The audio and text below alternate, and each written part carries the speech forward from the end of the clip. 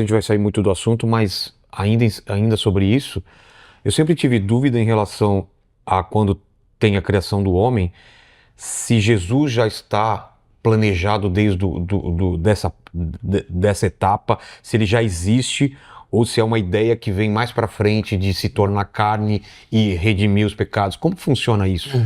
Na eternidade, Deus decretou tudo que existe. Já existia tudo. Não existia nada quando Deus decretou tudo que existe. E existia tudo quando ele decretou.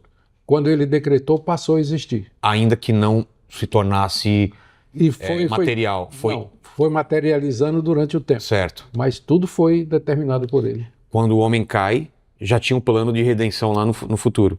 Cristo é o Cordeiro que foi morto antes da fundação do mundo, diz lá. Isso é muito difícil de entender. Diz lá Pedro.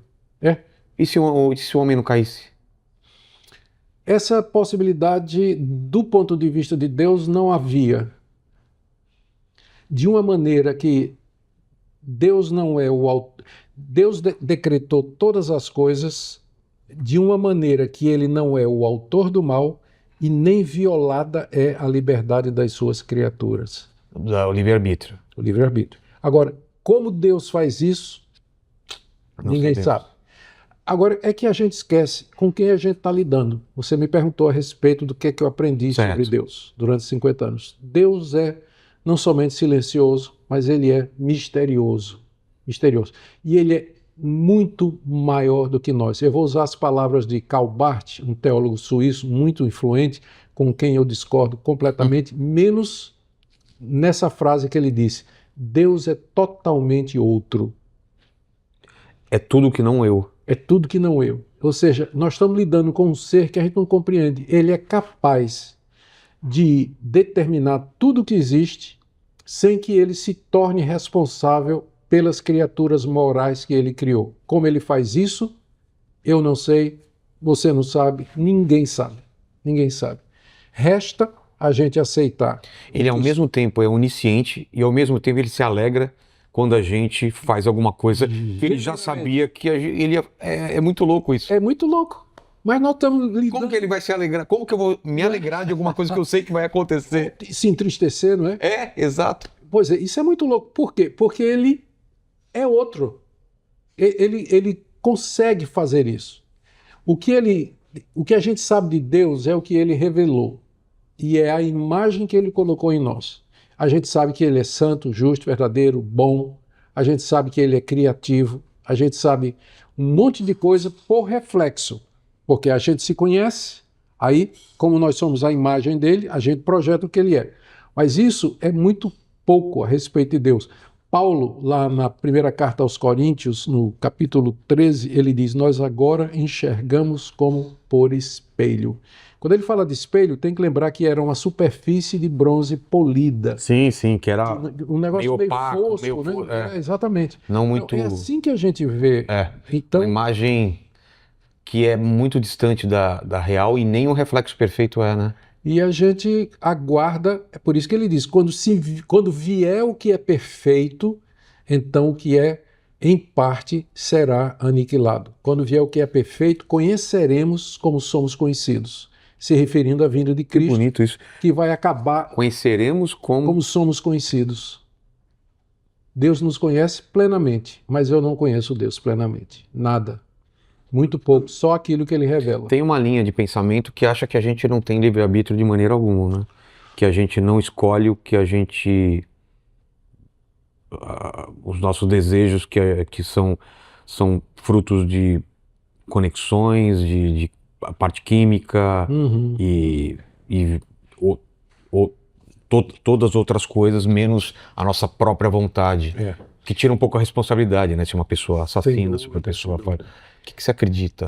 Teologicamente falando, eu creio que o homem é totalmente responsável pelos seus atos. E quando ele toma uma decisão, ele tomou porque quis, e livremente, com exceção daquelas decisões que estão relacionadas com Deus. Por exemplo, querer Deus, crer em Deus. Isso não é uma decisão ele não consegue, não pode, não consegue. Eu ter buscado Deus não foi uma decisão minha? Não. O que foi? Foi o próprio Deus chamando você. Se ele não Mas eu poderia fizer ter tapado os ouvidos. Você poderia ter tapado os ouvidos, mas se é Deus que lhe chamou, ele vai falar mais alto do que os seus ouvidos tapados. Eu não tenho podem capacidade física Você não pode de resistir. suplantar. A gente chama isso Mas tem de gente que chamar faz. irresistível. De quê? Os ateus, pessoas que... satanistas, pessoas que... Tem. Mas não são só eles, não. Pessoas, Mas o que acontece com essas pessoas? Também estão dentro do livre-arbítrio? elas estão usando livremente a sua vontade para dizer, eu não quero Deus. Certo. Se- Isso é pecar contra o Espírito Santo ou não? Com certeza, pecar contra o Espírito Santo, pecar contra Deus, pecar contra a revelação de Cristo. Eu não estou falando de pessoas a quem não foram apresentada a verdade, ou a Isso Bíblia, aí ou a palavra. é outro Estou tema. falando de gente que foi apresentada e falou, eu rejeito isso. Rejeito isso aí. Foi uma decisão que a gente chama livre. Por quê? Por Como que Lúcifer. Ele sabia o que ele estava fazendo. Sabe, é livre por quê? Porque não está de acordo com a natureza humana. A natureza humana está manchada pelo pecado. O homem é inclinado ao mal por conta do pecado de Certo. Adão, que a gente vem conversando aqui no O podcast. mal entra no ser humano a partir de A lá. partir de lá. E é transmitido por geração ordinária, de forma que seres humanos, por si só, não podem receber as coisas de Deus, não podem amar a Deus e não podem decidir a Deus. Quando um deles faz isso, é porque Deus chamou, Deus tirou Entendi agora. Deus tirou as escamas dos olhos, Deus avivou o arbítrio, Deus transformou o coração. É aquilo que Jesus chamou, disse lá em João capítulo 3, na conversa com Nicodemos, né? Inclusive meu xará, dizendo assim, é necessário nascer de novo. Quem não nascer de novo não pode entrar no reino de Deus.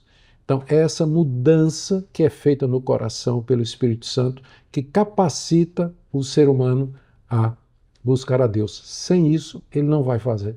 Ele não vai. Não vai e não tem feito. Só quando Deus, de fato, chama. Exemplo meu, você perguntou que Sim? cresci na igreja, conheci o Evangelho, 16 anos me afastei, larguei tudo, fui Aos 16 aos anos? 16 anos, vim para cá, aos Estados Unidos, com 17. Aqui eu aprendi não tem nada a ver com a cultura, tá? Não Certo. tem nada a ver aqui, nada contra os americanos, mas aqui eu me senti livre, fumei maconha, tive a minha primeira relação sexual, né, aqui nos Estados Unidos, voltei para o Brasil completamente outro do rapaz de família, de igreja que eu era. Até assalto à mão armada eu fiz, cheguei a fazer assalto à mão armada. Viver na prostituição, frequentar o Cais do Porto, a zona de prostituição de Recife, peguei doença venenosa. A história é longa. Não queria saber de Deus, Vilela, não queria saber, porque eu fui criado naquele ambiente de igreja. Minha família era muito religiosa e eu não queria saber de Deus. Aos 23 anos, numa crise existencial, eu ia pôr um bullet, uma bala na minha cabeça. Entrei no quarto do meu pai para pegar o 38 que ele guardava na gaveta de meias. Minha mãe estava sentada, eu não esperava isso. E ela viu o meu estado, chegou para mim, filho, o que é? Eu disse, eu quero morrer, não quero viver mais, não tem sentido na minha vida, não tem sentido nenhum. Por que você não ora? Pela primeira vez na vida eu orei. E do outro lado alguém me atendeu. O peso caiu das costas. Meu coração se iluminou e minha vida mudou. A partir daquele dia, fazem 45 anos. Verdadeiramente. 45 anos de mudança. Meus amigos apostaram entre si para ver quanto tempo aquilo ia durar. Já dura 45. E agora? Agora Agora tá difícil. continuo feliz. É. Ainda se pergunta se tem dúvidas. É. Sim. 71 anos. Quais são as perguntas sem resposta ainda? Existe? Existe. Tem questões, principalmente na área da teologia, são poucas e em áreas não essenciais. Não é? Há questões que eu gostaria de estar mais bem esclarecido a respeito disso. Por exemplo, a natureza da profecia no Novo Testamento. Você, por um lado, parece que lendo, você está diante do mesmo fenômeno que existia no Antigo Testamento. Mas, por outro lado, parece que os profetas do Novo Testamento eram limitados por um ritual que Paulo impunha de maneira que eles não eram do tipo assim, Isaías, assim diz o Senhor. Tinha que ser provado, examinado, coisa que não acontecia com a profecia do Antigo Testamento. Então, eu publiquei uma tese, minha tese de doutorado foi exatamente sobre isso, para revelar a angústia do meu coração de tentar entender isso aí. E fiz a tese, estudei, apresentei a tese, fui aprovado, com louvor, inclusive. O cara que foi um dos orientadores, ele era contrário ao meu pensamento, o Wayne Grudem, e no final o livro foi publicado como Profetas pela editora Fiel, e no final eu continuo ainda precisando fazer um pós-doutorado sobre isso. E aí depois você conta pra gente. Depois eu conto para você. Mas tem dúvidas assim, que não afetam o meu dia a dia, não afetam, mas que eu não tenho resposta nem convicção sobre isso.